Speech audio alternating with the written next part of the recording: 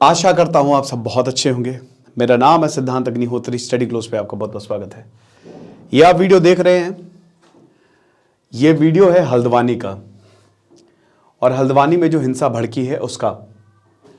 तो आज हम बात करेंगे हल्द्वानी की एक एक चीज की, क्यों आगजनी हुई है, क्यों हिंसा भड़की है, क्या प्रॉब्लम हुई है। तो एक एक चीज मैं आपको यहां पे बताने वाला हूं, आखिरकार रीजन क्या है। तो कल तो हमने बात की थी, सतह पे हमने कवर किया था, लेकिन आज थोड़ा सा हम डीप जाएंगे और जानेंगे कि आखिरकार ये इतनी जो मतलब कई यहाँ पे छोटा हाथी है उसको आग लगा दी गई, बुलडोजर को फूंक दिया गया, पुलिस पे पथराव किया, पुलिस ने फायरिंग की। तो आखिरकार इसके पीछे की वजह क्या है, चलिए बात करते हैं। लेकिन उससे पहले दोस्तों मैं आपको बताना चाहता हूं कि यहां पे जो हमारा शानदार यूपीएससी का कोर्स है, कल क्लासेस शुरू होंगी। तो आज लास्ट डेट है, 770 रुपए का हमने ये सिर्फ कोर्स निकाला है। एसडीएम ऋषि सर, वेरोनिका मैम, प्रशांत सर, खुशबू मैम, प्रिंस सर, मैं, सब लोग आपको पढ़ाएंगे। 200+ घंटे लाइव आज आपको मिलेंगे। टेस्ट सीरीज 25 से 35। तो देर मत करिए, फटाक से कोर्स को अवेल करिए, क्योंकि अब जो है वो एग्जॉस्ट हो रही लिमिट। देखो हल्द्वानी, भाई देखो मैं बहुत पढ़ता रहता हूं तो कभी कभी फ्लो में कुछ निकल जाता है। तो कल मैंने 15 से 20 किलोमीटर बोल दिया था। मुझे पता है यार, काठगोदाम बगल में ही है और नैनीताल डिस्ट्रिक्ट के अंदर आता है हल्द्वानी। हल्द्वानी की सिटी, आई नो दैट। तो जब आप नैनीताल जाते हो तो हल्द्वानी जो है वो सेकेंड लास्ट स्टेशन है। लास्ट स्टेशन है काठगोदाम। बहुत ही खूबसूरत है, बहुत ही खूबसूरत है हल्द्वानी और काठगोदाम। मुझे दोनों ही बहुत पसंद आते हैं। और वहां से 25-25 किलोमीटर की दूरी पे है आपका नैनीताल। काठगोदाम लास्ट है, वहां से ही ट्रेन, वहां तक ही ट्रेन जाती है, ठीक है। तो उसके बाद फिर पहाड़ी रास्ता जो है वो शुरू हो जाता है। पूरा उत्तराखंड का रास्ता जो है, मतलब जो पहाड़ी एरिया है वो शुरू हो जाते हैं। तो जब ट्रेन जाती है तो हल्द्वानी के, देखिए बगल में झुग्गी झोपड़ियां बहुत सारी पड़ती हैं, है ना। और ऐसे भी जब भी ट्रेन जाती है तो आपने देखा होगा कि काफी झुग्गी झोपड़ियां पड़ती हैं। तो ये झुग्गी झोपड़ियां जो है कुछ वैध होती, कुछ अवैध होती हैं।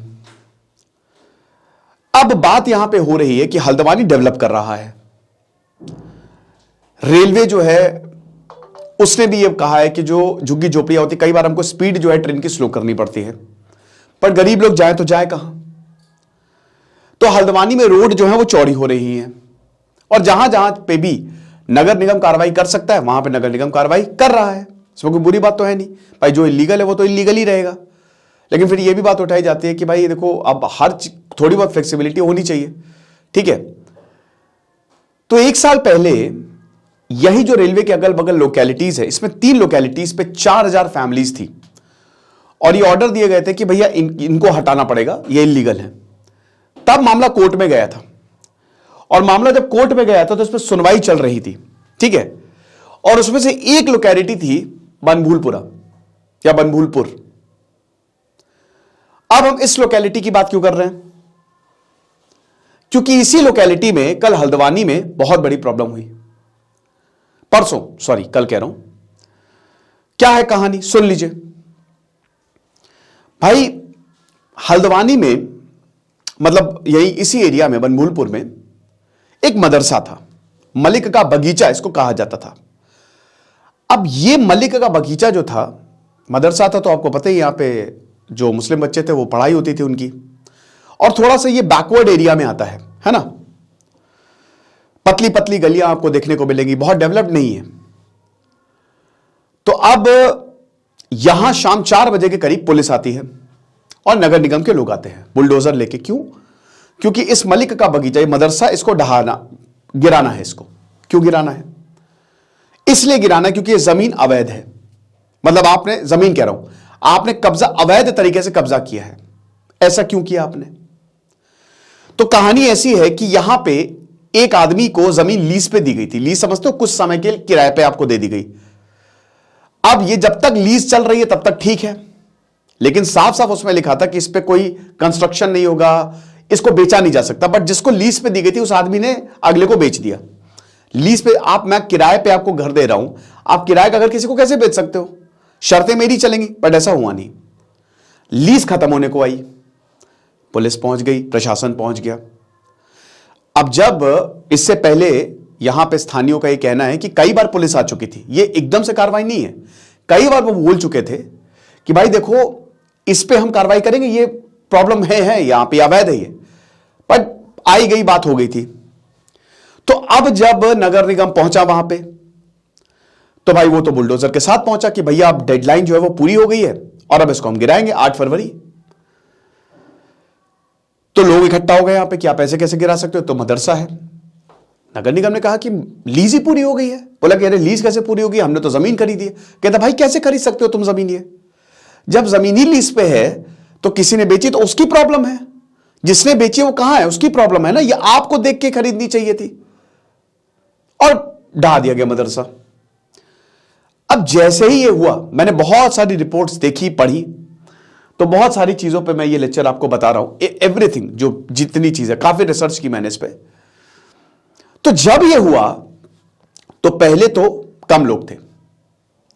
यहां 3 तरीके से आपको लोगों को देखे, मतलब ये पूरे इंसिडेंट को देखना है। पहले पुलिस के पॉइंट ऑफ व्यू से और जो प्रशासन उसके पॉइंट ऑफ व्यू से, प्रशासन और फिर जो पब्लिक है उसके पॉइंट ऑफ व्यू से देखना है कि वहां की पब्लिक जो है वो क्या कह रही है।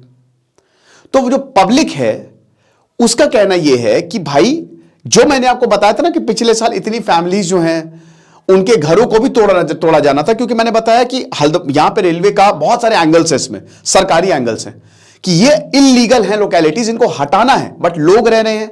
तो कोर्ट में मामला है, अब उसकी सुनवाई 14 फरवरी को होनी थी।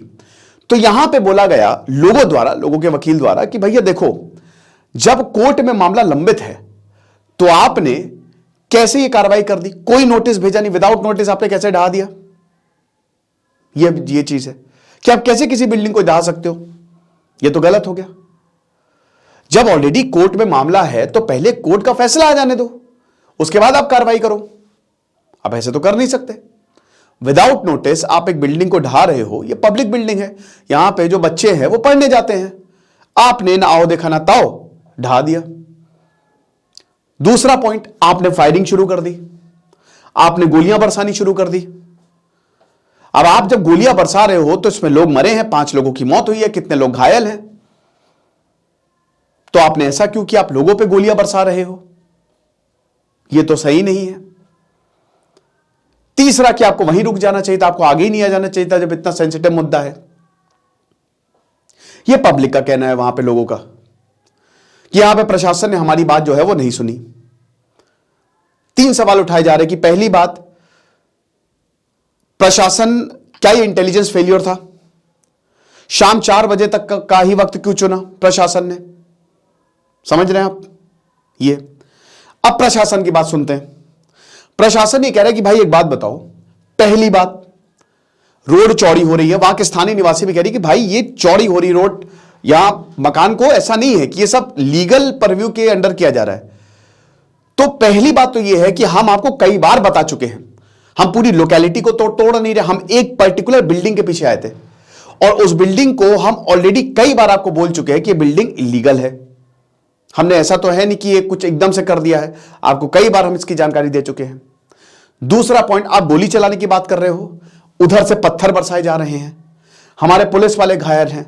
एक पुलिस वाला का मैं इंटरव्यू देख रहा था कि पेट्रोल बम आ रहे हैं, कहीं घर से पेट्रोल बम आ रहा है, कहीं से पत्थर आ रहे हैं, कोई सीमेंट की ब्रिक, वो सब जो कुछ भी मिला वो बरसा रहा है। तो हम क्या करें, शूट एट साइट ऑर्डर इसीलिए दिए गए ताकि दंगे ना भड़क पाए, और ये लगभग 10:30 रात 11 बजे तक चला है, ठीक है। तो ये जो आप बोल रहे हो ये कोर्ट की बात है, कोर्ट का ऑर्डर ऑलरेडी आ चुका है, हम संविधान के अंदर ही रह के ये कार्रवाई कर रहे हैं, रूल्स का हवाला देके हम कार्रवाई कर रहे हैं, हमने कोई अवैध तरीका नहीं अपनाया है। पहली बात तो आपको बोलने का कोई हक ही नहीं है जब ये बिल्डिंग ही इलीगल है, ये हमारा पूरा अधिकार है। अब आम जनता के पर्सपेक्टिव से हम ये देखते हैं क्या हुआ है। पुलिस वाले घायल हुए हैं, पुलिस वाले जो वहां पे बुलडोजर चला रहा था वो अपनी जान बचा के भागा किसी तरीके से, जो वहां पे दुकान में कुछ काम करते वो अपनी जान बचा के भागे, मीडिया कर्मियों को टारगेट किया गया, पत्थर बरसाए गए। तो ये हुआ है। बोला कि अगर मान लीजिए, और हां वहां पे डीजीपी जो डायरेक्टर जनरल ऑफ पुलिस वो कह रहे कि ये प्री प्लान्ड था। पेट्रोल बम कहां से आ गए एकदम से? ये सब इसकी पहले से ही प्लानिंग हो रखी थी। अब इसमें कुछ लोग हैं, कुछ शरारती तत्व हैं जिन्होंने ये चीज भड़काई। हर कोई इसमें शामिल नहीं है। एक लड़का है सोहेल, उसको फोन आता है, वो दुकान में काम करता है। उसके पापा बोले बेटा कर्फ्यू लगने वाला, जल्दी घर आओ और बाहर से मत आना, प्रॉब्लम है। पूरी कॉलोनी में अंधेरा। आप इमेजिन कर सकते हो? मैं सोच के डर जाता हूं। आप इमेजिन करो बस कि रात है, रात, ठीक है ना, कुछ भी नहीं है, सिर्फ और सिर्फ गोलियां जो हैं वो चल रही हैं और पत्थर फेंके जा रहे, पेट्रोल बम, और पूरी लाइट उड़ी हुई है और जगह जगह आगजनी हो रही है। रूह कांप जाएगी ये मंजर देख के। आपको नहीं पता कौन सी गोली कब लग जाए। इनके पिताजी बाहर निकले, उधर से फायरिंग हुई, गोली लग गई इनको, बता रहे आर पार हो गई। अस्पताल में एडमिट करवाया, पता नहीं जिंदा है कि बच गए। कुछ यहां पे लोगों ने पुलिस वालों को पनाह दी घर में कि आप इधर पे आओ, आप सुरक्षित रहो यहां पे, समझ रहे हो?